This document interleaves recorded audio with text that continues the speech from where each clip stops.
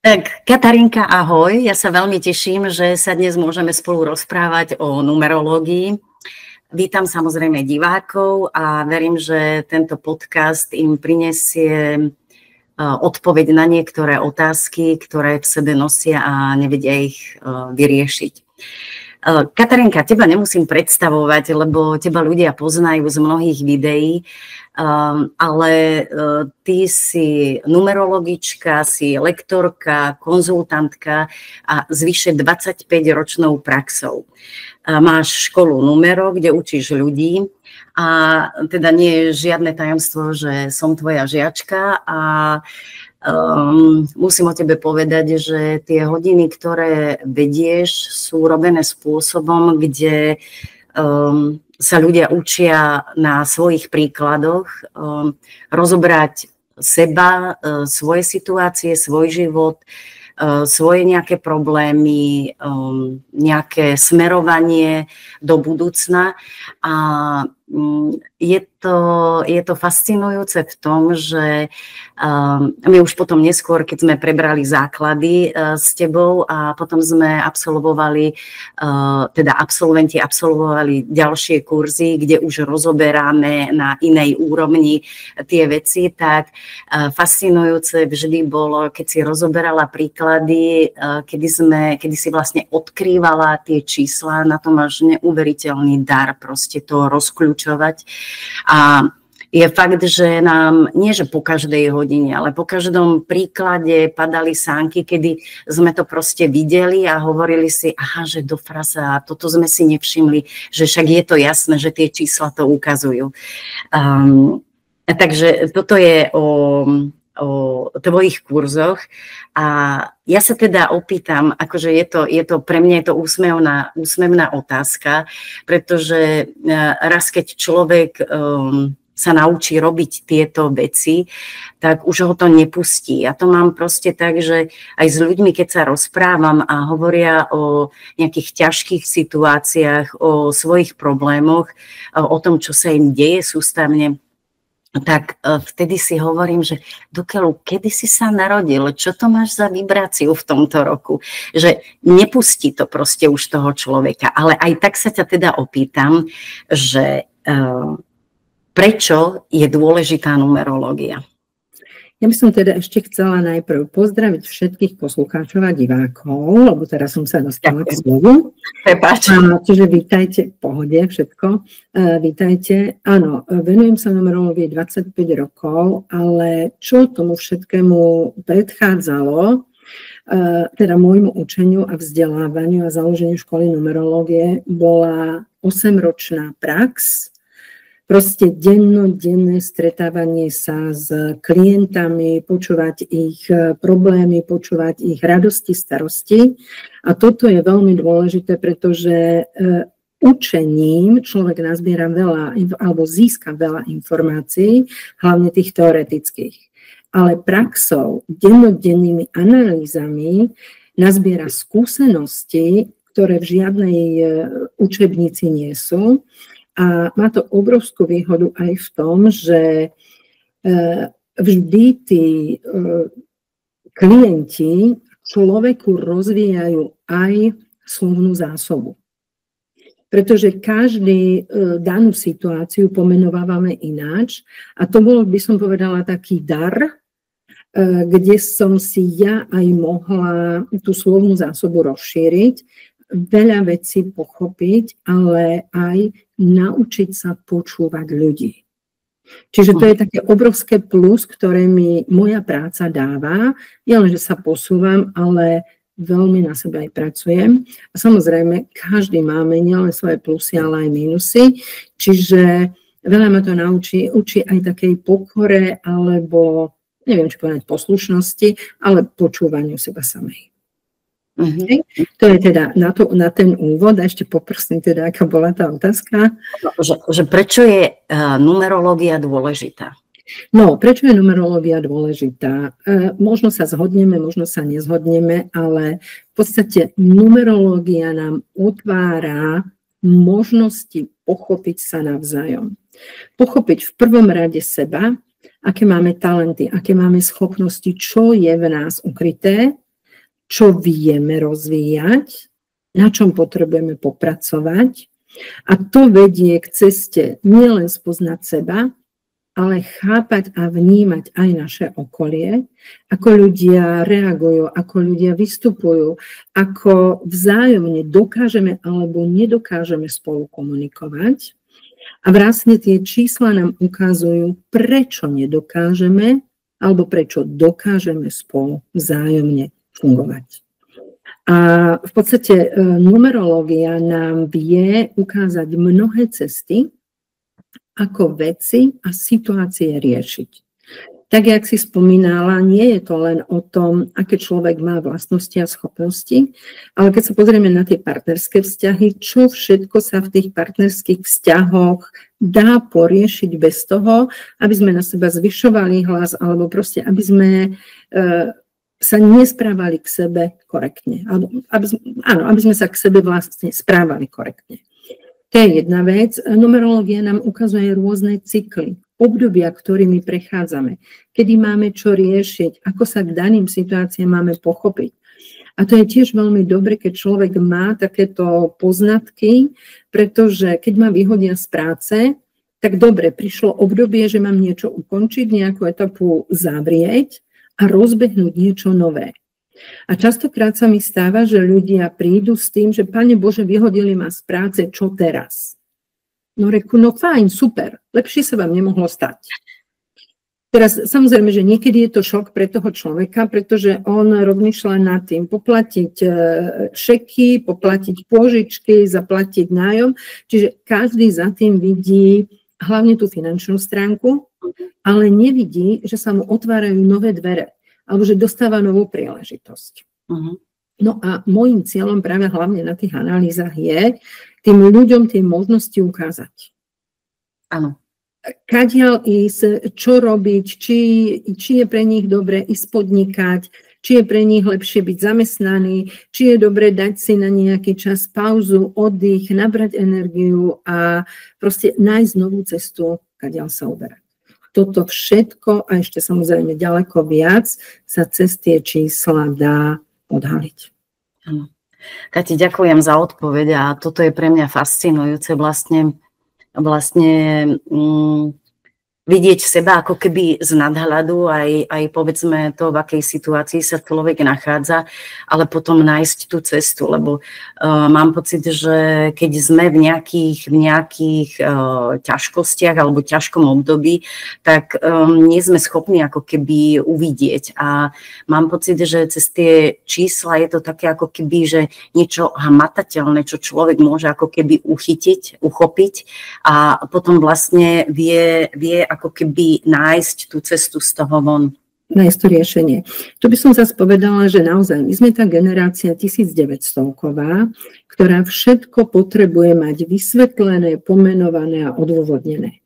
A my, ak to nedáme tomu nejaký názov, alebo ak to nejako nepomenujeme, tak jednoducho nevidíme riešenie, nevieme sa pohnúť. A numerológia je výborná práve preto, že tie jednotlivé situácie vie pomenovať, vie usmerniť, vie dať nádej, alebo proste vie toho človeka nakopnúť, alebo keď už iné nie, tak mu tú situáciu objasniť, prečo to muselo nastať, aby sa proste on posunul.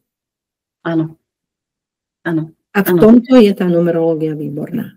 Či už ľudia tomu veria, alebo neveria, ale je to tak. Treba to vyskúšať.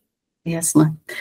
Ďakujem, Kati. Ináč ešte k tomu, či veria alebo neveria, zaujímavé je na tom ešte to, že keď človek prežije nejaké obdobia, tak v podstate sa vie pozrieť aj dozadu, hej. A tam to vlastne vidí, že aha, tak tu sa mi udialo toto. Presne tie čísla tomu zodpovedajú.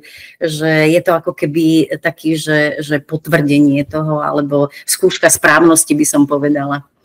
No, častokrát práve, že tým, že ja robím viacej druhov numerológií, s tými ľuďmi naozaj dokážeme prejsť všeličo a hlavne snažím sa vždy aj ich upozorniť. Pozrite sa na tieto a na tieto roky. Toto boli vaše roky, kedy tá situácia bola náročná. kedy bolo potrebné si dávať pozor na to, na hento.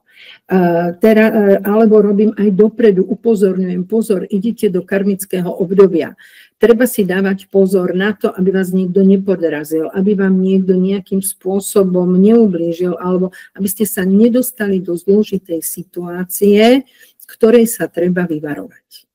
A toto všetko krásne sa na tých jednotlivých analýzach, alebo teda v tej numerológii dá vyčítať z tých čísiel.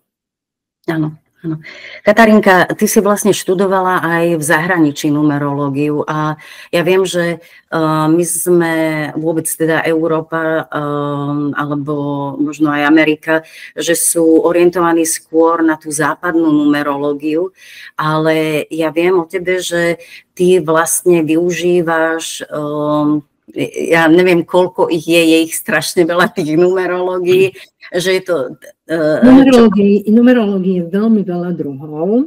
Je pravda, že naozaj v tomto západnom svete, tam teda môžeme rátať Európu a Ameriku, teda všetko, čo nám ide na západ, je tá tzv. Pythagorejská numerológia, to, čo si myslím, že každý vie, každý pozná a dneska si už každý vie zrátať dátum narodenia a niečo povedať o tom, alebo aspoň ja som jednotka, ja som päťka, ja som šestka, aj keď častokrát toto sú informácie, ktoré nie sú ucelené a sú vytrhnuté z kontextu. Pretože vždy číslo potrebujeme brať ako celo.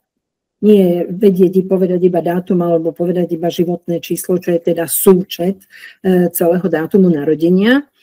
A v podstate ja by som povedala, že tá západná numerológia rieši viacej tú fyzickú stránku človeka, čiže čomu sa má vedovať, na čo má danosti, na čo má schopnosti, aké má cykly, aké má obdobia, čo by mala robiť a čo by nemala robiť. Kdežto východné učenie, teraz neberme len Rusko, ale berme celú Áziu, má tá numerológia úplne iná, pretože ona hľadá príčiny, keď sa nám niečo deje, prečo sa nám to deje. Čiže ide viacej do hĺbky. Aj pythagorejská numerológia východná má, by som povedala, tú paletu tých vlastností, schopností a príčin ďaleko, ďaleko širšiu, ako to prezentuje východná numerológia. Nehovoriac o tom, že na východe je teraz karmická numerológia. Je tarotová numerológia, ktorá vychádza z 22 čísiel, nie z 9 čísel, ako sme zvyknutí. Potom je védská numerológia, ktorá v podstate vychádza z hinduizmu, alebo teda z indického učenia. Je kabalistická numerológia, ktorá vychádza zo židovského učenia. Je tibetská numerológia. Tých numerológií je naozaj nesmierne veľa. To som tu nevymenovala všetko, pretože aj čínska numerológia, aj chaldejská numerológia, ktorá vychádza iba z písmen. Nevychádza z čísiel, hej, alebo teda nepoužíva pri výpočtoch čísla dátumu narodenia, iba názvy, kde sa človek narodil, ako sa volá, v akom meste sa narodil. Čiže toto je základ na výpočty. A naozaj každá kultúra mala svoj spôsob, poviem to, odhaľovania tajomstva. A tým, že dnes ľudia naozaj ovládajú jednak veľa jazykov, alebo teda viaceré jazyky, majú možnosť tieto veci študovať, tak samozrejme, že snažia sa prenikať aj do tých iných náuk, aby sa im veci viacej odkrývali, alebo aby boli schopní ten život lepšie pochopiť. Áno, áno. Ďakujem. Ešte k tomuto, Katarínka, by som jednu vec mala, že tak ako si hovorila, že ľudia majú možnosť proste dočítať sa v knihách o numerológii a ako keby sa naučiť, aj keď podľa mňa je to hrozne zložité ísť podľa nejakej knihy. Ja to mám teda odskúšané sama na sebe, ale musím povedať, že prečítala som pár teda kníh o numerológii, aj som videla nejaké videá ešte predtým, ako sme sa my stretli, ako som začala k tebe chodiť na kurzy. A Ja som sa nikdy napríklad nestretla s tým, že čísla majú zápornú alebo negatívnu hodnotu, že majú ženskú, mužskú energiu. A to boli pre mňa tak zásadné zistenia, že ja napríklad bez toho neviem fungovať. No, samozrejme, keď človek v nejakej problematike je dlhodobo, tak sa snaží hľadať stále viac a viac. A tým, že ja sa naozaj tej numerológii venujem už veľmi dlho, a v podstate to bol nejaký rok 2013-2014, kedy som naozaj už mala nejakú viac jak 10-ročnú, teda 14-15 ročnú prax. A čo mne stále vadilo alebo chýbalo, že všetko vidíme len pozitívne. Respektíve energia čísiel vždy bola podávaná iba v tom pozitívnom význame. Čiže hovorilo sa o kvalitách, ale neučili sme sa o nedostatkoch, respektíve teda o mínusoch. Pretože musíme si uvedomiť jedno. Ináč sa človek správa, keď je v pohode, v harmónii, vyspaný a v podstate darí sa mu. Ale úplne ináč človek reaguje, ak je unavený, nevyspaný, prípadne hladný, niečo mu nevyšlo, nemá dobré obdobie, určite sa nebude usmievať. A vtedy sa prejavuje tá negatívna stránka tohto čísla a naozaj tým, že dennodenne s tými číslami pracujem, tak som si povedala, že treba dať aj opak každej energie, čiže opak každého čísla, tú negatívnu stránku a tým, že to učenie posúvam aj ďalej, čiže v praxi som to už dlhšie sa s tým stretala alebo používala, ale tým, že robím aj tie kurzy, takže snažila som sa aj do tých kurzov zaviesť práve tú negatívnu stránku čísla, aby tí ľudia aj vedeli, aké mať očakávania od toho človeka alebo do budúcna od klienta, či je on na tej pozitívnej úrovni a bude sa na vás usmievať a bude s vami chcieť spolupracovať, alebo je na tej negatívnej úrovni a bude hľadať spôsob, ako z veci a situácie vyťažiť. Čiže to bola taký ten dôvod, hovorím, to bolo v nejakom roku 2014-2015, keď som toto dala do svojich učebných materiálov pre poslucháčov. A snažím sa s týmto pracovať stále a rozvíjať to a vysvetľovať, že ako sa ten človek správa, keď je pozitívny a aké budú jeho reakcie, alebo pri numerologických analýzach hovorím, na čo si ľudia potrebujú dávať pozor, aby nesklzli do tej negativity. Hej? A toto sa všetko na kurzoch jednoducho rozoberá. To je jedna vec. Ďalšia veľmi dôležitá vec je presne tá mužská a ženská energia. My si potrebujeme uvedomiť, bez ohľadu na to, či sme muž alebo žena, každý máme v sebe aj mužský, aj ženský energetický náboj. Čiže máme veľa dominantných žien a takých tých ráznych dynamických a máme veľa citlivých, emočných, milých, ústretových, láskavých mužov, ktorí proste vystupujú viacej žensky. A tu tiež treba na tých číslach vidieť nie len kvalitu toho človeka, teda to, čo je od 1 do 9 v tých číslach, ale či to číslo bude aktívne alebo pasívne. A na hodinách mám tendenciu toto presne vysvetliť, že nie je číslo ako číslo. Keby sme to tak zobrali, povedzme takéto bežné číslo 2. Máme teraz 2000-kovú generáciu a my sme 1900-koví, čiže my jednotky sme aktívne, akčné. Nepárne čísla sú aktívne. Párne čísla sú pasívne. Áno. A preto aj 2000-ková generácia detí, proste oni majú čas. Oni sa nikam neponáhľajú. Oni, tak bude, však nebude teraz, bude o pol hodiny, alebo bude zajtra. A to nás tisíckových, by som povedala, rozčuluje alebo demotivuje, alebo privádza do zúrivosti, pretože nevieme týmito ľuďmi pohnúť. Ďalej, keby som, ostaneme pri tej dvojke, nie je rozdiel dvojka čistá, základná, teda človek, ktorý je narodený druhého. Áno. Je rozdiel dvojka z 11. To je úplne iná dvojka. A zasa dvojka z 20. Tá 20-ková dvojka alebo 29-ková dvojka, tá je taká všelijaká, tá má v sebe veľa rozporov, ale keby sme pozerali dvojka 2. a 20., to sú ľudia, ktorí sa vedia prispôsobiť, vedia nájsť riešenie alebo hľadajú riešenie, aby dokázali v komunite fungovať. Kdežto 11-ková dvojka, ja, funguje v komunite vtedy, ak sa ide podľa jeho pravidiel. Ak sa kolektív alebo okolie nesúhlasí s tým, čo chce on, vie byť veľmi zlý, veľmi agresívny, útočný a proste to nie je dvojka, ktorá by sa prispôsobila. Ona automaticky ide potom do tých minusových energií. Áno. Dobre? Čiže toto je veľmi dôležité si v tých číslach uvedomiť.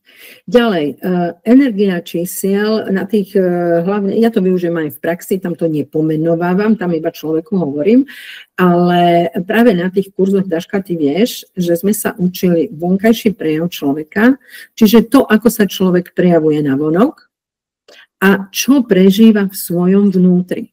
Hej, čo sa v ňom odohráva. Či je v súlade, a teda či je v pohode, alebo je v nesúlade tá jeho vnútorná energia, čiže mesiac a rok narodenia a neverí si, pochybuje o sebe, vzniká v ňom takéto napätie alebo nerozhodnosť. Čo je veľmi dôležité ešte aj povedať, že najsilnejšia energia je v dni narodenia. Od 1 do 31 to je náš vonkajší prejav, ako my vystupujeme navonok. Ako sa správame, aké je naše vystupovanie celkové, naše reakcie.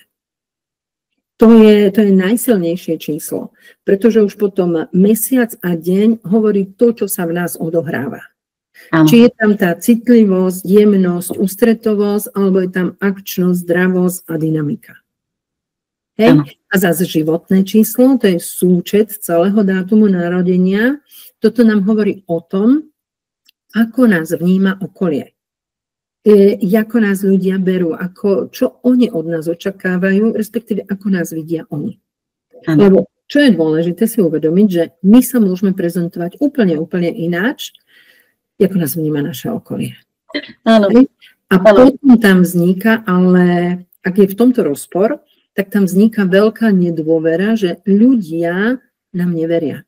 Pochybujú o nás, aj keď my sa veľmi snažíme a snažíme sa niečo dokázať alebo prezentovať. Áno.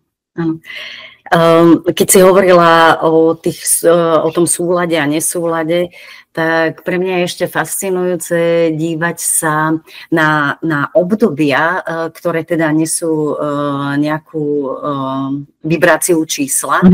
A to si myslím, že je tak dôležité a fakt nikde som to ja ani nevidela v knihách, ani nepočula, že sa určuje súlad toho čísla.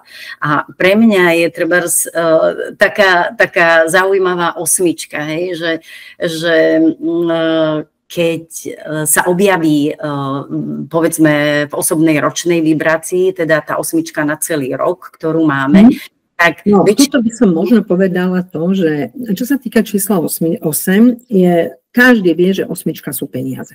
Tak, to som chcela. Proste money, dengy, love.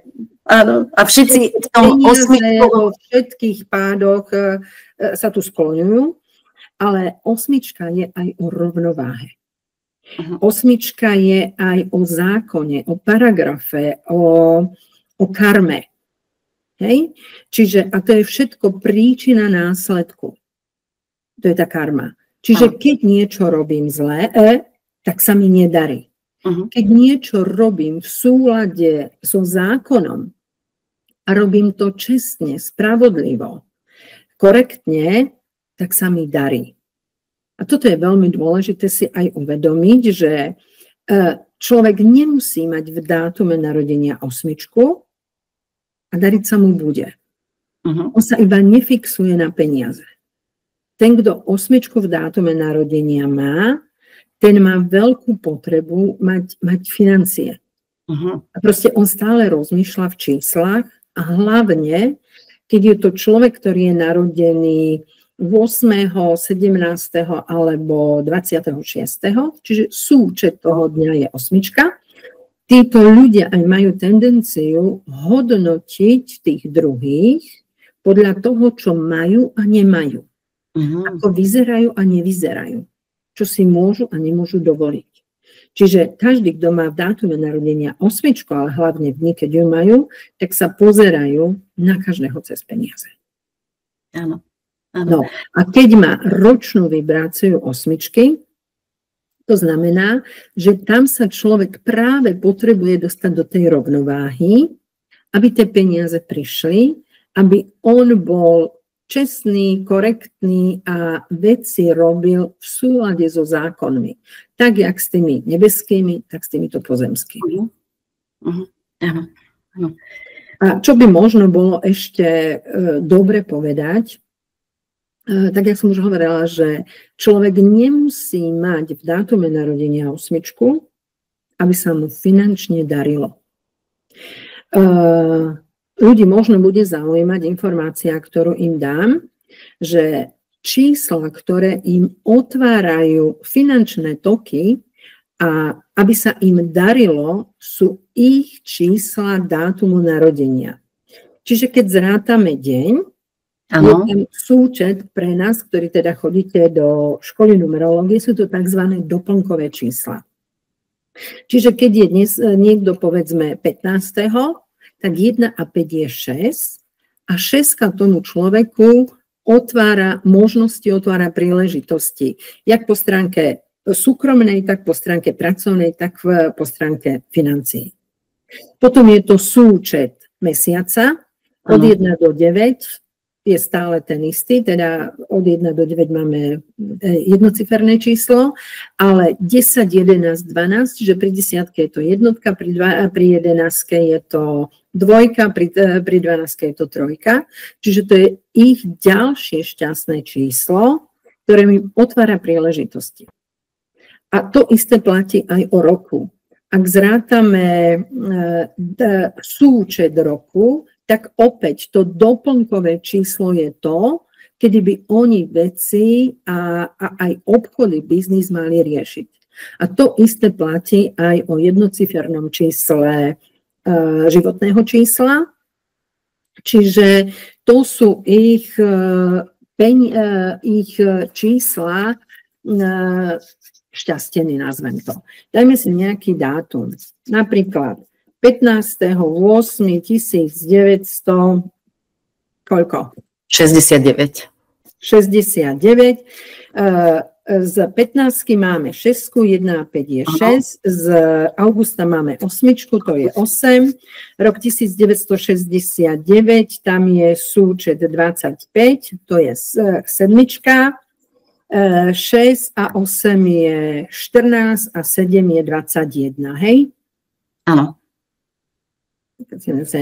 Hej, čiže 21 to je trojka.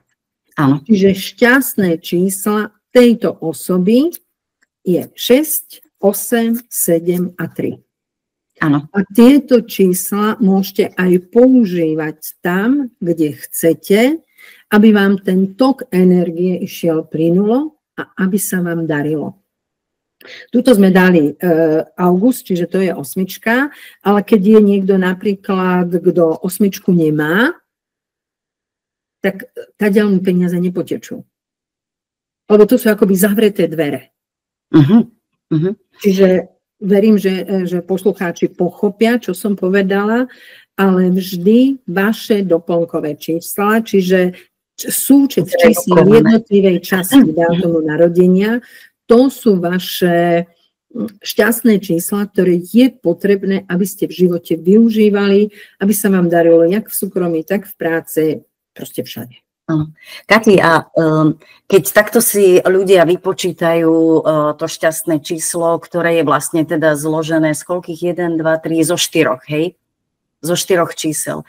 Je dobré mať ho trebárs niekde položené alebo niekde v písme? Môžete si ho kľudne dať nalepiť na telefón, môžete si ho dať ako PIN na bankomatovú kartu, môžete proste všade, kde na telefón, to je úplne jedno, kde to číslo používate, ale potrebujete vedieť, že práve v takýchto dňoch, ešte raz hovorím o dni, nie mesiaci a roku, v takých dňoch, ktoré máte v tom vašom kóde života, nazvime to, tam sa vám bude dariť.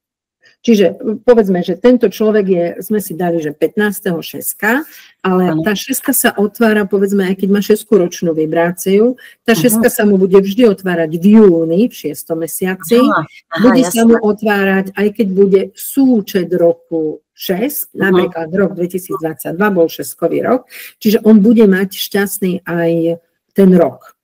Jasné. Rozumieme? To isté platí aj o tej 8, aj o tej 7, aj o tej 3.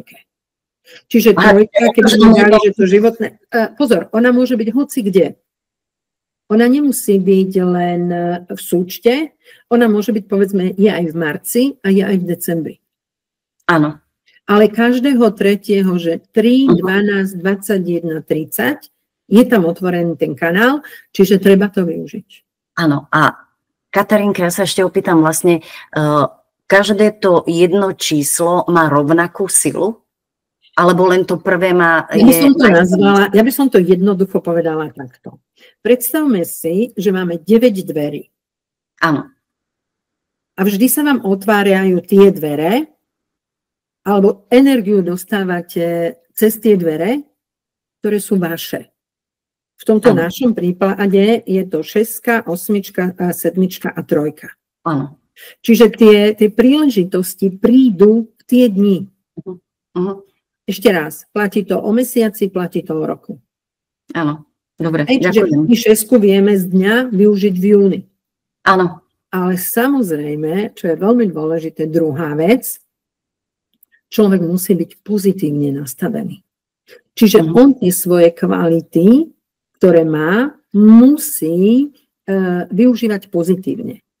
A keby sme to teraz zobrali, 6 potrebuje mať harmonické vzťahy. 6 potrebuje dobre vychádzať vo vzťahoch, dobre vychádzať s ľuďmi.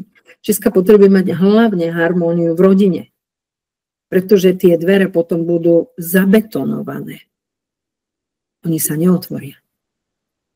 Rozumieme? Rozumiem. A skôr príde nepríjemná situácia, nepríjemná udalosť, ako tá príjemná. Aha. Čiže vtedy sa tá energia nespustí, neotvorí. Nedostane človek tú šancu. Rozumiem. 8, čestnosť, korektnosť, rovnováha. 7, dobročinnosť, ústretovosť voči ľuďom, potreba pomáhať. 3, kreativita, tvorivosť, originalita, nápaditosť. Ak človek bude vytvárať rutinnú prácu a nebude tam do toho prinášať niečo nové, niečo pokrokové, niečo inovatívne, pracuje mu 3? Nie, stagnuje. Stagnuje. Čiže v 3-kový deň energia nepríde. Jasne. Aj toto budú témy, ktoré sa budú rozoberať teraz najbližšie na kurzoch numerológie. Skvelé. Katarínka, ja by som chcela ešte hovoriť aj, začal školský rok a myslím si, že už teda mesiac detí pomaly mesiac, nie? Áno, pomaly mesiac chodia deti do školy. A samozrejme, že s tým prichádzajú povinnosti a rôzne aj trápenia, aj jak pre rodičov, tak aj pre deti. A Katarínka, ja mám pocit, neviem teda, že či sa mýlim, alebo či to zle vidím, ale že je tak veľa detí, ktoré má všelijaké tie dyslexia, dysgrafia, dyskalkulia a neviem ešte, aké existujú. A ja sa chcem opýtať, je možné to vidieť aj v tých číslach tých detí, ktoré vlastne teraz sú kvázi školopovinné alebo sú stredoškoláci. Áno, je. Tu si potrebujeme uvedomiť jedno, že tieto naše 2000-kové deti, čiže všetky deti, ktoré sa nám rodia po roku 2000, sú iné. To vedia na ministerstve školstva, to vedia všade. Len oni chudáci nevedia, ako s týmito deťmi pracovať. A čo je tu základ všetkého, je bez ohľadu na to teraz, keď sa nebudeme pozerať na deň a mesiac narodenia, ale pozrieme sa na samotný rok. Tento rok má v primárne čísla, alebo tisícky a stovky sú 2 a 0. A to je úplný rozdiel oproti tomu, jak sme nastavení my, 1900. Pretože my jednotky, my sme vodcovia, my sme lídri, my sme tí, ktorí jednoducho majú jasne stanovené ciele, za ktorými idú. A toto 2000-kové deti nemajú. 9 potrebuje všetko vysvetliť, odôvodniť a pomenovať. A tieto deti to jednoducho nevedia. A tu je veľký rozdiel, že my a ďalej, 19 ako taká je racionálna, je akčná, dynamická a ide na tlak. Alebo tlačí na veci, tlačí na situácie. A 20-kové deti, už sme hovorili o tej 2. A 0 ide za číslom, za ktorým následuje, ho posilňuje. Čiže 2 je emočná, 2 je citlivá. Čiže naozaj tieto deti potrebujú mať svoje tempo. Tieto deti my nemôžeme ráno burcovať z postele, vstávaj rýchlo, zaspali sme, utekáme do roboty. No nie. Pretože to dieťa sa zasekne a ono nebude fungovať. A čo je napríklad u týchto emočných ľudí dôležité, je to, že oni v prvom rade potrebujú byť v takej tej vnútornej harmonii. U nich rýchlosť nefunguje. Oni sa potrebujú tak akoby usadiť, upokojiť, uchľudniť. A čo je dôležité, im musia fungovať vzťahy. Oni sú veľmi citliví, vnímaví na energie. A ak okolo nich nie je dobrá vibrácia energií, čiže tá pozitívna, pohodová, ak oni necítia okolí, čiže jak doma, vo vzťahu rodičov, tak v škole necítia lásku, necítia ústretovosť, necítia pochopenie. Oni nedokážu fungovať.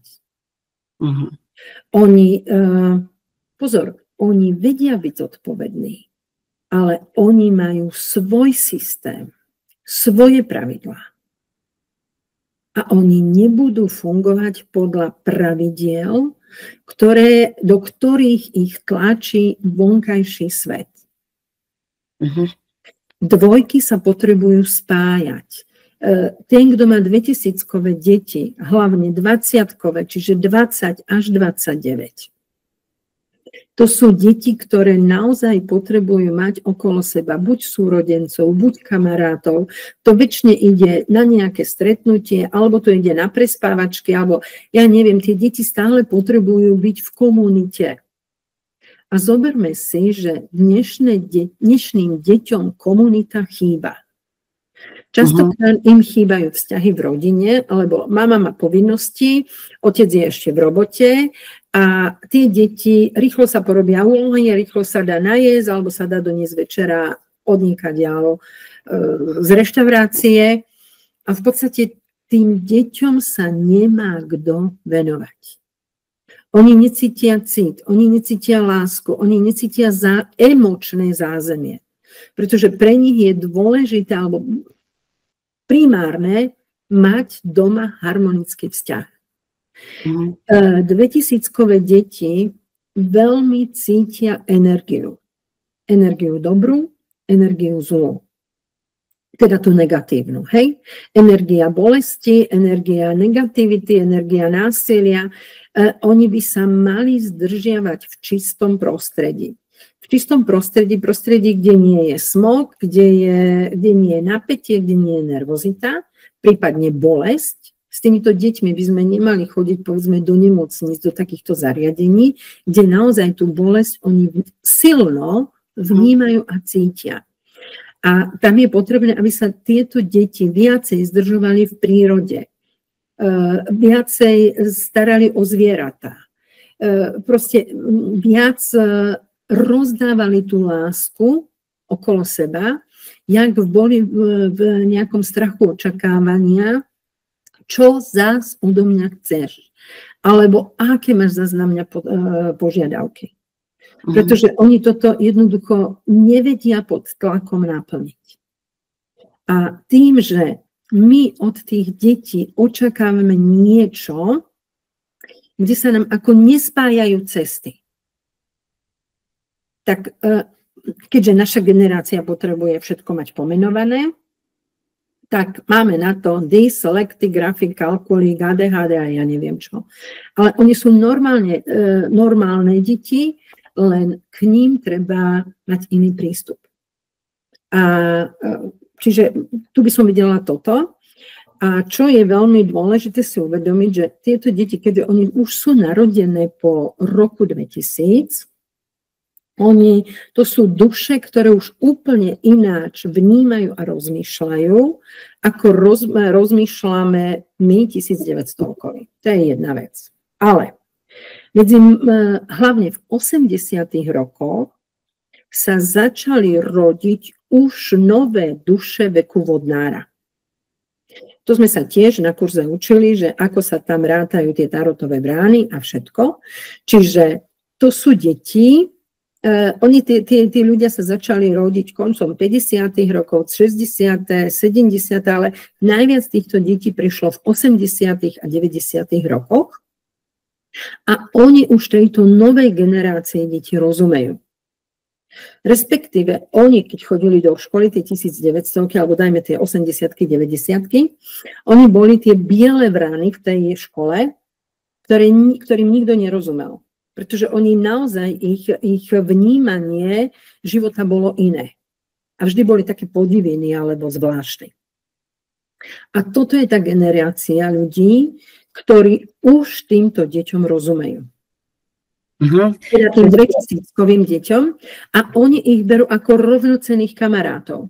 Oni ich neberú ako nadriadený, podriadený, alebo ja som viac, alebo som tvoj rodič, som tvoj učiteľ, ale ako kamarát. A u mnohých rodinách aj platí, je zaužívané, že deti rodičov neoslovujú mama a otec, ale oslovujú ich po krstných menách. Zás, na to si treba zvyknúť. Hej? Ja teraz nehovorím, či je to správne alebo nesprávne, to jednoducho treba prijať. Ak to rodičom vyhovuje, že dieťa ich oslovuje po krstnom mene, nech sa páči. Nie je na tom nič zlé. Celkové si treba uvedomiť, že nič nie je dobré a nič nie je zlé. Alebo všetko je dobré, všetko môže byť zlé. Je to len od uhla pohľadu a od spôsobu prijatia, či to dokážem alebo nedokážem prijať. Ano. To by bolo jedna vec, čo sa týka tých 2000-kových detí. No a to by som ešte povedala, že ak sa tento systém nezmení, ale radikálne nezmení, že tie deti, nebudeme na nich klásť požiadavky, ktoré my si myslíme, že sa majú učiť, alebo teda, že z nášho uhla pohľadu je to správne, nenájdeme s tými deťmi spoločnú reč, pretože oni už cítia a vnímajú, čo v živote budú potrebovať a čo pre nich má význam sa učiť, a čo pre nich jednoducho nemá význam sa učiť. Pretože ich vnímanie, ich celkové uhol pohľadu na život a na svet je úplne niekde inde.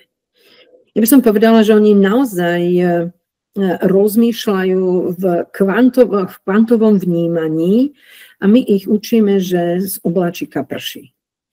Hej? Alebo ráno vychádza slniečko. A ich vedomie je úplne niekde inde. A tu je aj systém školstva, nech mi odpustia, ale tento systém musí padnúť. školstvo sa od základu musí zmeniť. A to už vedia posúdiť aj rodičia, ktorým, povedzme, deti chodia do Montessori škôl, alebo teda do iných škôl, alebo deti učia, vzdelávajú sami doma, pretože je veľa detí, ktoré naozaj dnes, už keď si to rodičia môžu dovoliť, posielajú deti do rôznych lesných škôlok alebo škôl, proste, alebo doma vzdelávajú deti a majú taký ten svoj harmonogram, kde ich učia to, čo dieťa potrebuje, ale to, čo im do života bude osožné, nie to, čo je v tých školských osnovách. A tu je veľmi dôležité, aby sa aj rodičia pričinili o to, aby ten systém školstva bol úplne iný, ako teraz je. Pretože on našim deťom ubližuje. On im nepomáha. Katarinka, myslíš, že keď si hovorila, že tí 1980-koví a 90-koví už vlastne chápu tie deti, je to na nich, aby zmenili nejak ten systém, alebo musíme počkať na tie deti, ktoré odrastú, tie 2000-kové, aby sa niečo zmenilo? Pozrime sa na to takto. Teraz aktuálne nám vládnu ročníky 60-70.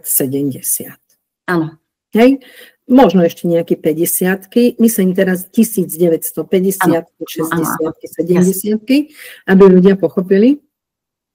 A oni majú zaužívaný ten starý systém, ktorý fungoval roky a pre nás bol dobrý. Všetci vieme, že Československo malo veľmi dobré, kvalitné školstvo a že veľa odborníkov, ktorí išli do sveta, sa tam rýchlo uplatnili, pretože boli vzdelaní, boli inteligentní. Len ešte raz, potrebujeme si uvedomiť jedno, a to nie len v Čechách a na Slovensku, v podstate všeobecne vo svete, hlavne v tom západnom svete, je potreba to školstvo zmeniť a tie 80. ročníky, hovorili sme, už sme tu 8 spomínali, že to sú ľudia, ktorí rozumejú peniazom. A ja som presvedčená a fandím 80. ročníkom, čiže to je generácia 1980 až 89. To sú už dneska 40 plus roční, 1980 to sú 45 roční ľudia, ktorí už majú aj životné skúsenosti a majú vzdelanie. Oni naozaj peniazom rozumejú. A to je generácia, ktorá si dovolím povedať, že dokáže spoločnosť postaviť na nohy po finančnej stránke. Čiže všetko, čo sa týka financií, títo tomu rozumejú a iba to potrebujú dostať do rúk. Potrebujú tie peniaze riadne prerozdeliť tak, jak by sa prerozdeliť mali. Investovať ich do takých oblastí alebo do takých odvetví, kde je to potrebné a kde jednoducho to bude mať zmysel. A ročníky 1900, kde vina je múdrosť, schopnosť, analytické schopnosti. To je generácia ľudí, pre ktorých je veľmi... 1990. 1990 až 1999. Hej, čiže 90. ročníky, tá generácia detí. To sú zás ľudia, ktorí budú rozumieť oblasti školstva, oblasti vzdelávania. A ja sama mám deti 90-ky a čo sa aj stretávam s touto mládežou, tak oni jasne vedia, ako by chceli, aby školstvo vyzeralo. Alebo čo by do toho školstva priniesli. Lenže zoberme si, že toto sú už väčšinou duše veku vodnára. Hej? Môžem kľudne povedať, jak sa to numerologicky vyráta. Ak si zrátate dátum narodenia pod seba, čiže deň, mesiac, rok a spravíte súčet. U všetkých, ktorí máte súčet vášho dátumu narodenia vyšší ako 2000, už ste nové duše veku vodnára a rozumiete tejto 2000-kovej generácii. Všetci, ktorí máte súčet dátumu narodenia nižší ako 1990 alebo rovný 1999, ste ešte staré duše veku rýb. Čiže nastavený na ten starý systém. A s tým súčtom vyšším ako 2000 už ste nastavení na nový systém vnímania, ale aj toho pokroku, posunu inovácií dopredu a teda vy viete tento systém prerobiť. A od vás teda záleží, nakoľko sa toho chopíte a ja by som povedala, že do vás aj bude vkladaná taká nádej na tú zmenu, ktorú bude potrebné urobiť. To sú podľa mňa veľmi dobré správy pre budúcnosť, ale Katarinka, keď vlastne hovoríme o tých 2000-kových deťoch, tak vlastne tam máme 2000-kové, potom 2010 a 2020. Je medzi nimi nejaký rozdiel, alebo všetky? Veľký rozdiel. Vždy, tak jak sme už spomenali, 80-ky, 90-ky, je potrebné si uvedomiť, že každá generácia, respektíve každé 10 ročie, tretie číslo z roku nám určuje generáciu.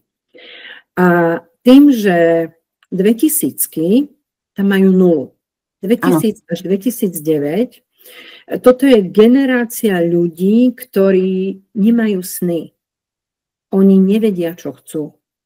Žiaľ Bohu. A my ich potrebujeme akoby v živote naviesť na to, čo by mali robiť, alebo aby nejaký ten zmysel života našli. A môžeme to len tým, že ich budeme spájať do rôznych komunít. Dvojka potrebuje rozprávať k ľuďom. Dvojka čerpá energiu z ľudí a späť ju odovzdáva. Späť ju dáva.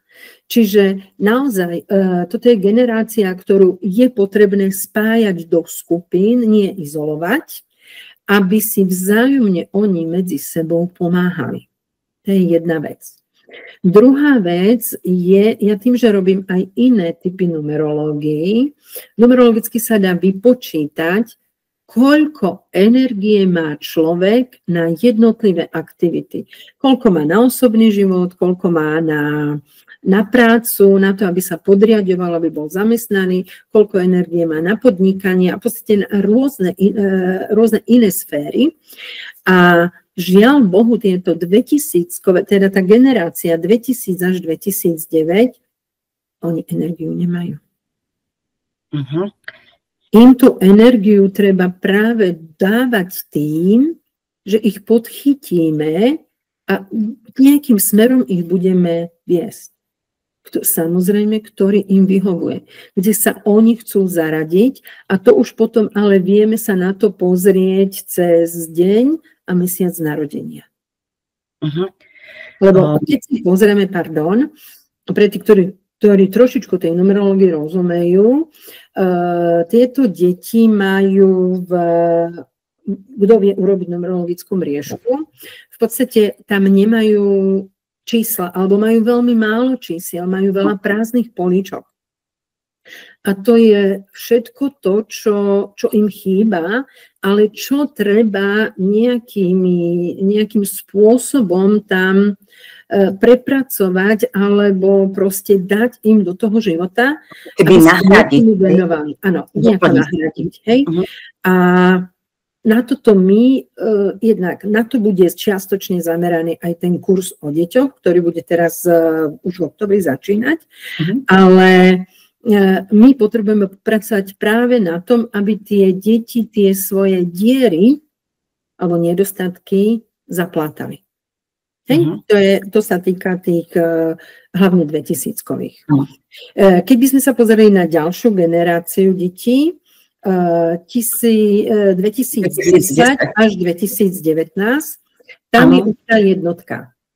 A tá jednotka nám hovorí presne o tom, že tie deti, oni potrebujú byť lídrami. Oni si potrebujú všetko vykomunikovať. Oni si potrebujú všetko doslova vyhubovať. Kto má doma desiatkové deti, čiže 10 až 19, zatiaľ sa bavíme hlavne o roku, a o tej celej generácii, to sú deti, ktoré jasne vedia, čo chcú, oni si to vydobijú. Ale to aj bude generácia, ktorá bude veci správne pomenovávať. Hej? Čiže pomenuje to, čo chce. A ďalšia generácia detí, teda to je taká razantnejšia, nebude ustupovať, nebude sa prispôsobovať. Samozrejme, nemôžeme to povedať plošne, lebo tam, kde je prísna výchova, to dieťa sa nemôže rozvíjať, no samozrejme, že ustupí a nebude si veriť. Ale keby sme to brali v globále, čo v tom dátume je, tak tam je toto. A v tých 20-kových generáciách, čiže roky 2020 až 2029, čiže tieto deti, ktoré sa nám rodia, zás, to sú deti, ktoré sú veľmi citlivé, veľmi vnímavé, potrebujú mať okolo seba prírodu, oni potrebujú mať okolo seba citlivosť, jemnosť, veľa lásky. Aj tie všetky 2000-ky, ale 20-ky dvojnásobne. Čím viac dvojok, tým väčšia potreba citlivosti, ústretovosti, láskavosti.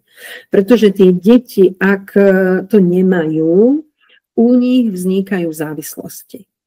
Závislosti na sladkom, závislosti na počítači, závislosti na čomkoľvek.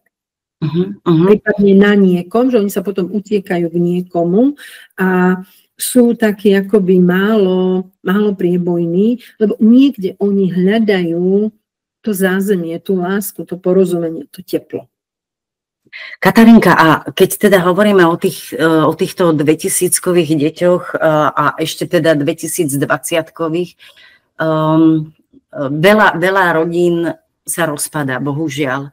A ako potom vnímajú tieto deti, ktoré sú tak veľmi citlivé, rozchod rodičov, lebo každé dieťa miluje. Čo je tu veľmi dôležité uvedomiť si, že ak ľudia naozaj už nevedia spolu komunikovať a nevedia spolu fungovať, je dôležité, aby odišli od seba ako priatelia, nie ako nepriatelia. Jednoducho to dieťa ich stále bude spájať. A to je potrebné si naozaj uvedomovať, že to dieťa ich vždy bude potrebovať. Či je to zápis do školy, či je to úvod do prvej triedy, či je to výber povolania, či je to koniec základnej školy, nástup na strednú školu, maturity, rôzne životné udalosti, rôzne oslavy. Proste tí rodičia by sa tam nemali správať ako nepriatelia, ale mali by fungovať hlavne ako otec a matka dieťaťa, ktorí ho niekam doviedli a malo by im záležať na tom, aby to dieťa sa cítilo v pokoji, v kľude a v harmónii. Áno. Čiže, a to je jedna vec. Druhá vec, čo vnímam ako obrovský problém tejto doby, je, že častokrát rodičia, či už otec, vydiera cez dieťa matku, alebo matka si svoju nepohodu a krivdu otca rieši cez dieťa. A to je to najhoršie, pretože to dieťa je ako nárazník medzi nimi dvomi. A vieme, že keď niekam narazíme, tak čo sa nám prvé skriví, zničí, zláme? Nárazník.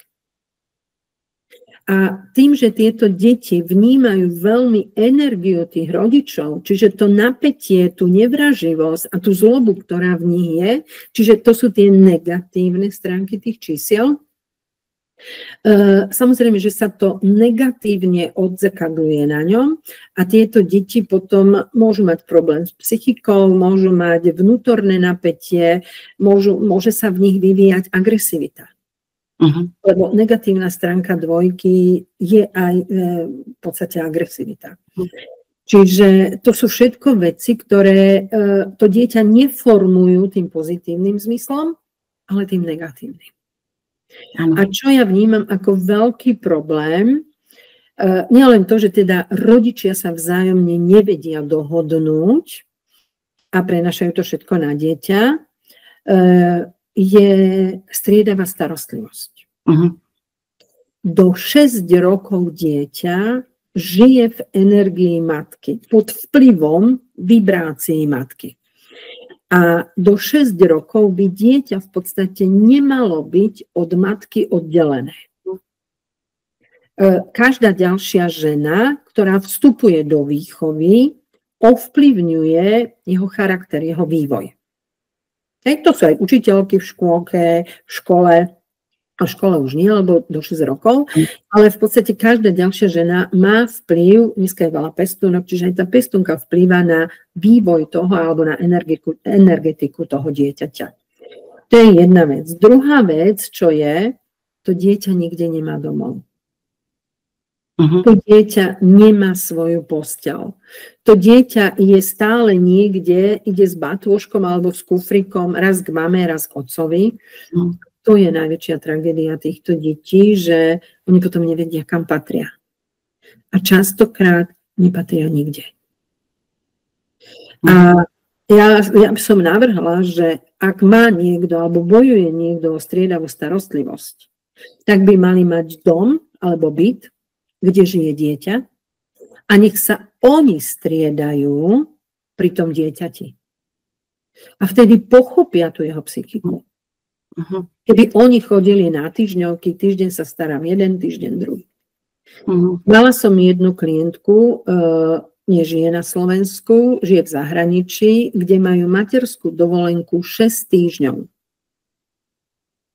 Čiže ona po 6 týždňoch dieťaťa išla do práce a rozišla sa medzi tým, kým porodila sa, rozišla s otcom dieťaťa a otec dieťa si vydobil, že chce na týždeň mať dieťa, o ktoré sa on nestaral, ale starala sa o to dieťa jeho matka. On riadil, chodil do roboty, žil svoj život, ale trval na to, aby dieťa bolo týždeň u neho. To je nejaké 4 aj 5 rokov dozadu, čo som túto pani riešila. Ja neviem, jak to tam dopadlo. Ona z toho bola veľmi, veľmi nešťastná, že to dieťa musela nejakých 150 kilometrov každý týždeň voziť.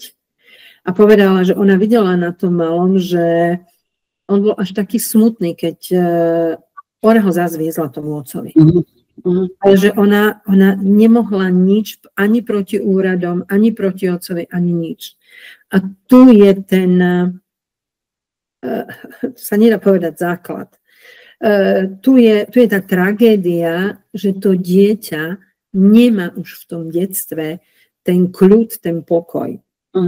A čo by možno bolo veľmi dôležité spomenúť je, že najdôležitejší je v živote človeka prvý rok. V prvom roku sa u človeka aktivuje prvá čakra. Čakra stability, čakra istoty, čakra ukotvenia. A ak dieťa žije v disharmonickom prostredí, alebo teda v prostredí, ktoré mu neprospieva, ono potom celý život nemá pocit ukotvenia, zázemia a stability a ono sa cíti, aké by bolo niekde vo vetre zavesené. Samozrejme, že takéto dieťa si nemôže veriť a ani si neverí. Čiže toto sú všetko veci, ktoré je potrebné v prvom rade rodičia, aby na ne dbali, ak im záleží teda na tých svojich deťoch. Pretože škola nie je inštitúcia na výchovu. Áno. Škola je inštitúcia na vzdelávanie. Áno. Škola nemôže suplovať rodičov. Ale mnohí rodičia to od školy očakávajú. Čiže ja by som len odporúčala naozaj všetkým rodičom, aby si uvedomili, ako oni vyrastali. Čo im dali ich rodičia, či tam, väčšinou tam, kde tá harmónia, tá láska, to porozumenie bolo, tí rodičia to dávajú aj svojim deťom. Častokrát práve tam, kde to zázemie nebolo, kde nebola dostatočná starostlivosť v tých rodinách, lebo povedzme 80. ročníky začali podnikať. Rodičia častokrát boli v práci a na variči máš navarené, zohrej si, uprác, hej, popíš si úlohy a bolo vyriešené. A tieto ročníky toto očakávajú aj od svojich detí, že to budú robiť. Uh-huh. Aha. Jednoducho, ešte raz, táto generácia žije lepšie v komunite. Uh-huh. Oni tú komunikáciu a tú ústretovosť, lásku, spoluprácu s tým rodičom jednoducho potrebujú. Uh-huh. A ak to ten rodič nedáva alebo nevie dať, jednoducho potrebuje zmeniť ten prístup k tomu dieťaťu. Uh-huh. Rodič sa musí učiť. Nepohoda detí je v rodičoch, nie v dieťati. Presne tak, keď dieťa zhruba do tých 6 rokov je choré, nie je problém dieťaťa, je problém matky. Ak sa matka dá do poriadku, bude zdravé aj dieťa. Ak matka bude nervózna, podráždená, arogantná, útočná, ja neviem aká, automaticky všetko sa prenáša na dieťa. Uh-huh.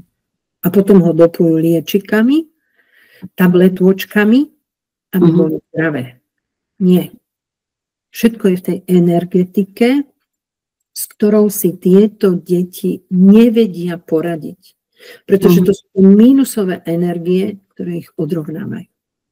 A potom ich to ťahá k rôznym závislostiam, návykovým látkam, k veľa cukru, lebo cukor je náhrada lásky. Poznám aj taký prípad, áno, že kde práve s týmto jedlom je to veľký problém a sú to teda rodičia, ktorí sa rozišli a ešte to bolo veľmi teda také silné. Všeličo tam vznikalo, potom to dieťa bolo raz u otca, dlhú dobu potom u matky, takže áno, to máš pravdu. Ešte potrebujeme uvedomiť aj to, že ak to dieťa nie je dennodenne s tými rodičmi, ten rodič si od toho dieťaťa odvykne. A ja si myslím, že to dieťa tomu rodičovi nabúra jeho systém. A systém fungovania, hej? A častokrát je aj také situácie, poznám, že častokrát sú to otcovia, ale pozor, nehovorím, že chlapi sú zlí a ženy sú dobré, to vôbec nie. Že ten rodič už čaká, kedy to dieťa odíde, aby mal ten svoj kľud. A teraz si zoberte, že dieťa ide do rodiny, alebo nazvem do domácnosti, nie do rodiny, do domácnosti, kde nie je vítané. A ono to cíti, ono to vie. Ako sa tam bude cítiť? Ako sa tam bude rozvíjať? Mizerne. A častokrát, čo aj viem od klientiek, tak otec s nimi ide buď do kina, lebo však kino spraví program, otec ho dá do detského kútika, však tam sa niekto na neho dohliadne a tomu dieťaťu sa absolútne nevenuje. Iba ho má doma. Alebo pozerajú spolu televízor, miesto toho, aby mu prečítal knižku. Mala som aj taký prípad, že otec dieťa objednal na nejaký krúžok, ale ho nezaplatil. A dieťa tam prišlo, už teda vytešené, ja už naozaj si nepamätám, aký to bolo krúžok, mama ho tam viedla, ona zistila, hej, on bol prihlásený, ale to nie je zaplatené. Tak mama ten krúžok zaplatila, aby to dieťa tam mohlo chodiť. Čiže tie deti to vnímajú, tie deti to cítia. A tu je potrebné si uvedomiť, že ako oni potom budú vychovávať svoje deti. Lebo to nie je o tom, čo je teraz. My sa potrebujeme pozrieť to, čo bude o 20-30 rokov. Moja mama mi kedysi povedala, že dieťa sa vychováva 30 rokov dopredu. cca. Čiže vysvetlím. Ako vychováme teba, tak ty budeš vychovávať svoje deti. Čiže ako som vychovaná ja, tak ja budem vychovávať svoje deti. Čiže už naši starí rodičia vychovávajú deti cez nás. Áno, rozumiem. A toto si potrebujeme my uvedomiť. Ak my nemáme nejaký základ, ak my nemáme nejakú stabilitu, ak nás rodičia niekam nedoviedli, ako vychováme naše deti? Ja teraz nechcem obviňovať rodičov, teda tých, ktorí vychovávajú tie deti, ale ak im nebolo niečo ukázané, ako to môžu robiť ďalej? Ak oni nedostali lásku, oni častokrát nevedia, čo ponúknuť.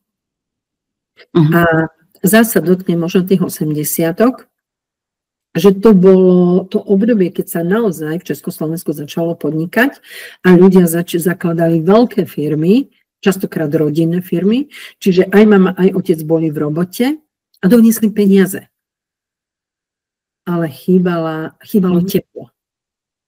A mám pocit, že táto generácia 80-tok, pre ktorých naozaj tie peniaze sú veľmi dôležité, sa snažia dieťaťu kúpiť všetko, na čo si zmyslí, ale chýba tam teplo.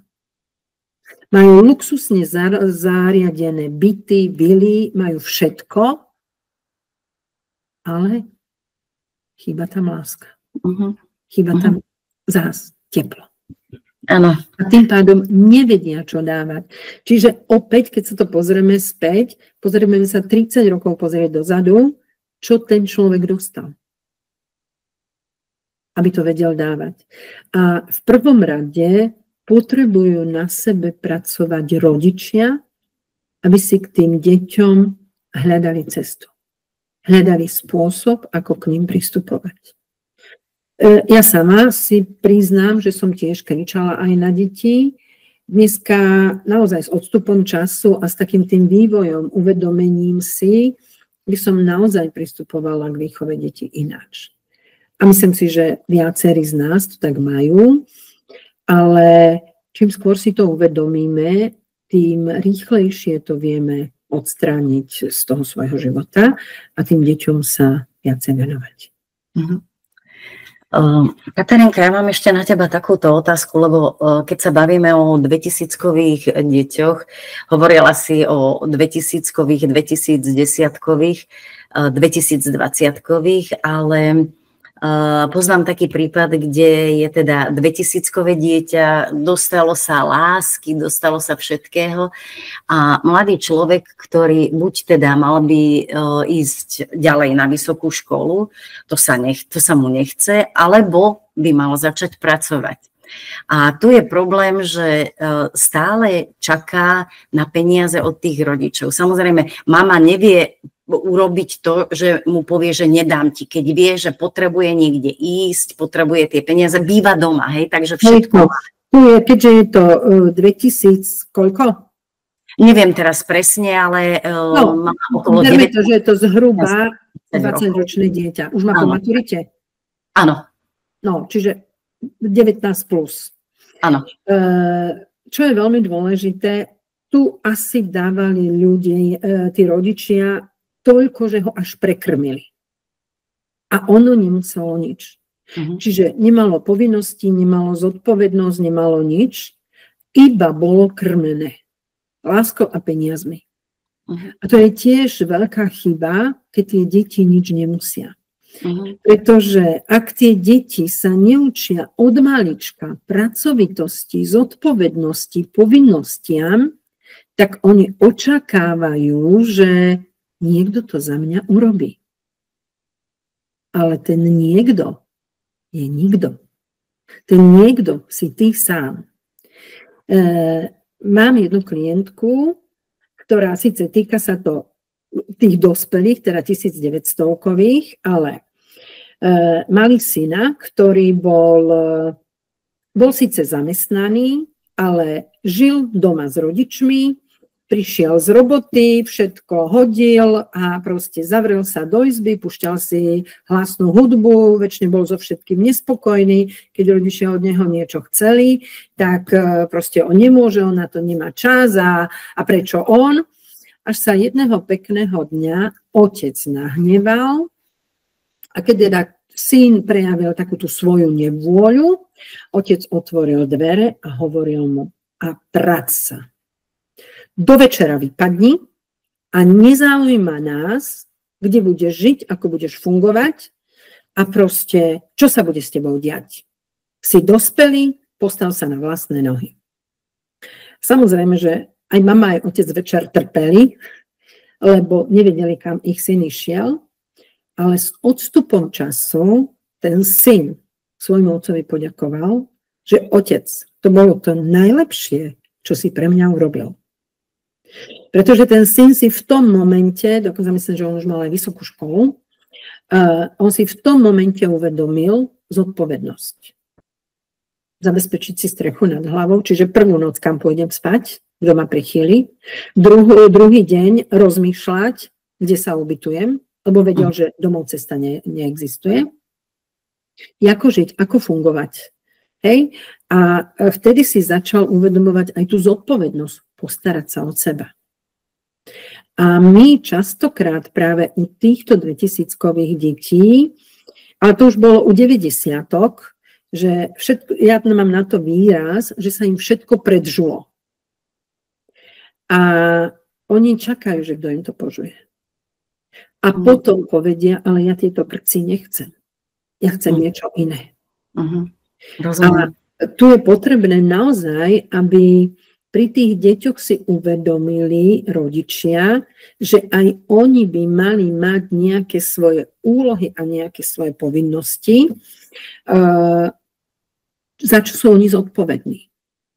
Pretože ak vo výchove nenaučíme dieťa zodpovednosti, ono ju nikde na ceste nenájde. To zás musí výjsť z domu.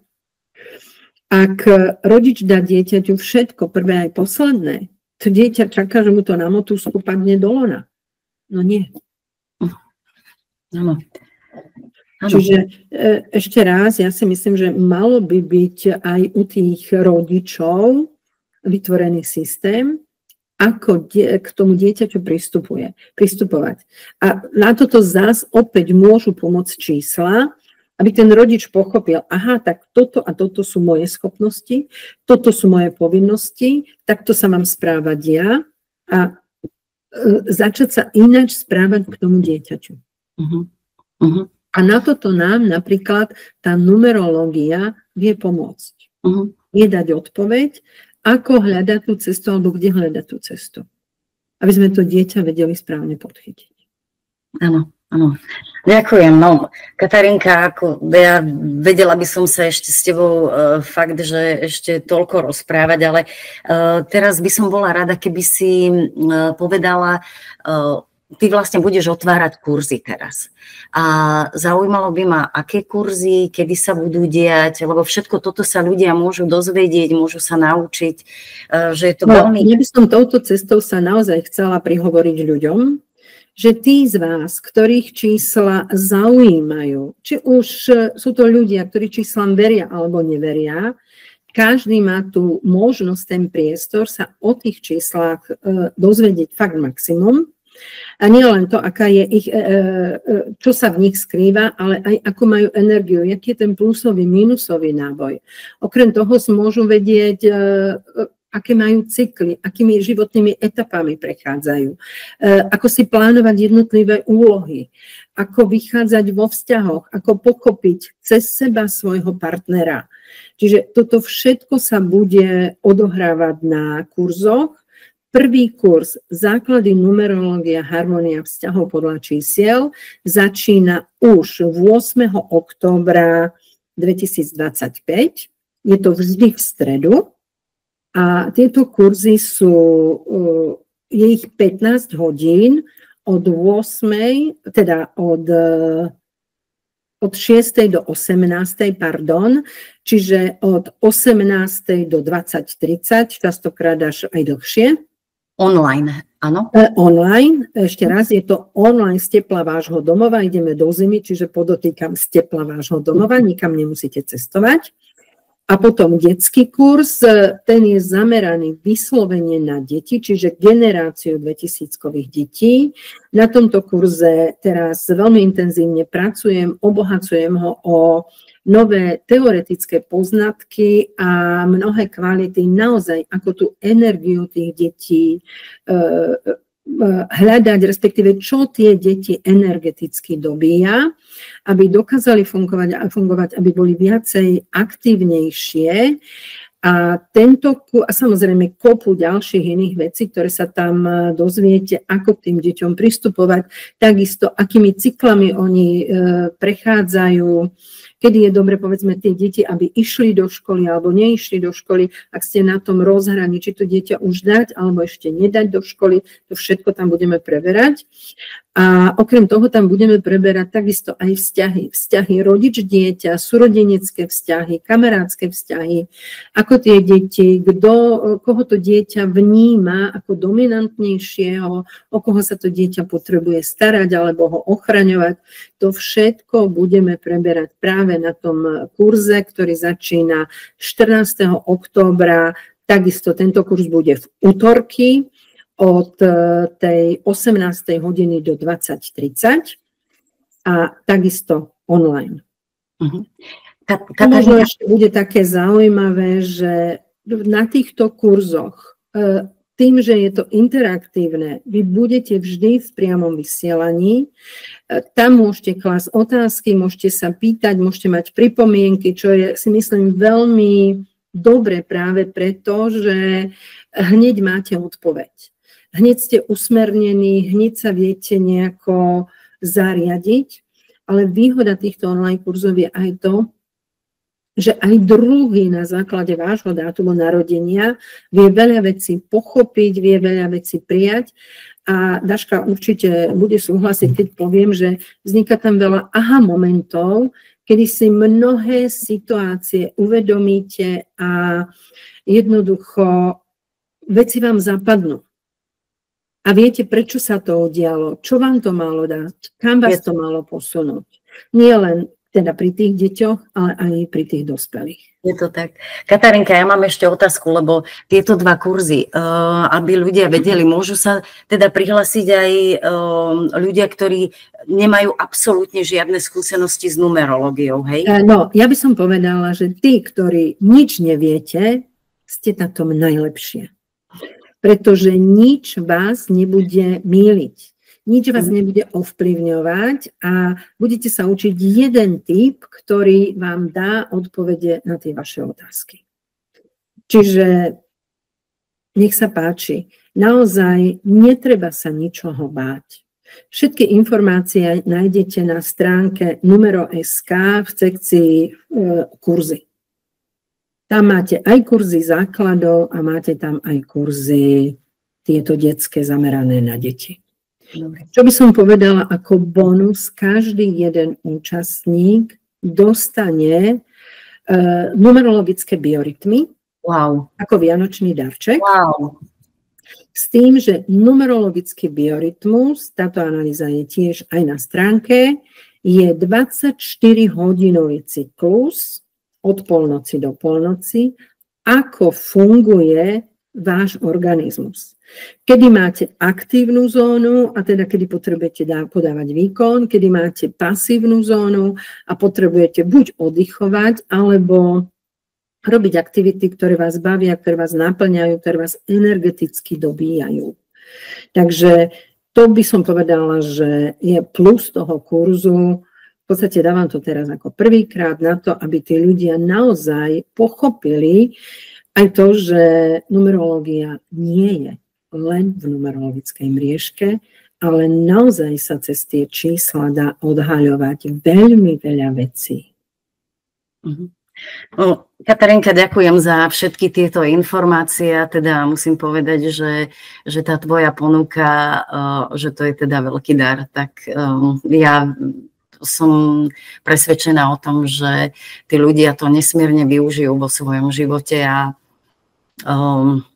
teda super. No. Samozrejme, že informácie, ktoré získate na kurze, môžete využívať v svojom súkromnom živote, aby ste sa v mnohých veciach a situáciách vedeli rozhodnúť, vedeli zariadiť a vedeli tú situáciu vyhodnotiť ako pre vás prospešnú alebo menej prospešnú.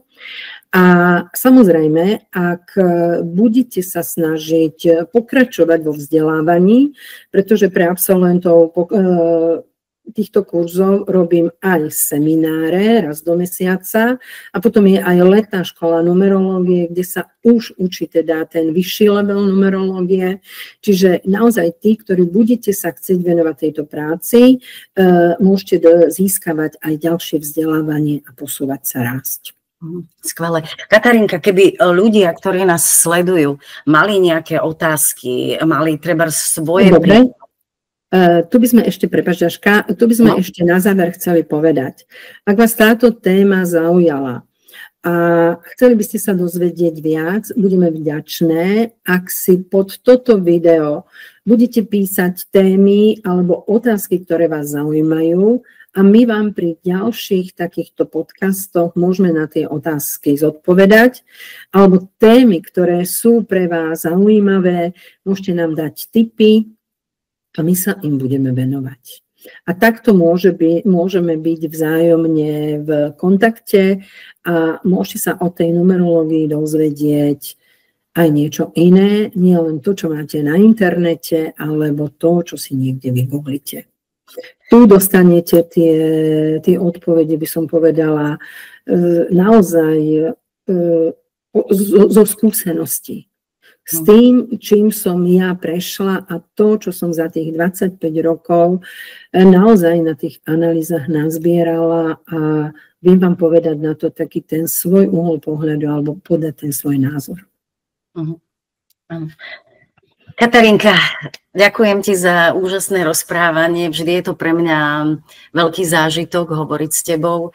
Ďakujem divákom, ktorí nás sledovali a verím, že veľa vecí už teraz sa im objasnilo, veľa vecí, ktoré nemajú ako keby v sebe zodpovedané, tak vidia aspoň nejakú cestu, kadiaľ by mohli ísť.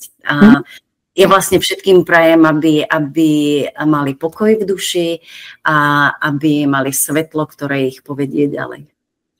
Daška, ja ďakujem tebe, že si sa teda dala nahovoriť na to, aby sme tento podcast spoločne urobili. A vám všetkým divákom ďakujem za pozornosť.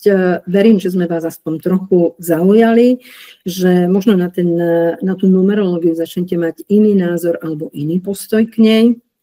A budem rada, ak sa či už na tých kurzoch teraz v októbri, teda ešte raz, buď 8. októbra 2025 stredy, kedy budú základy numerológie a harmónia vzťahov podľa čísiel, alebo od 14. októbra 2025, čiže v útorky, kedy bude kurz zameraný na deti, ako myslí a cíti vaše dieťa. Čiže buď sa s vami stretneme, alebo sa stretneme pri podobných takýchto debatách a budete fanúšikovia numerológie, alebo budete klienti a časom uvidíme. Keď príde ten správny čas, tak sa aj stretneme. Majte sa všetci krásne a všetkým prajem krásne jesenné dni, aby naozaj taký ten pokoj v duši a tá vnútorná harmónia a vyrovnanosť vás prevádzali po tieto už sichravé dni a tešíme sa spolu na Vianoce. Ďakujem. Dovidenia a do počutia. Všetko dobré.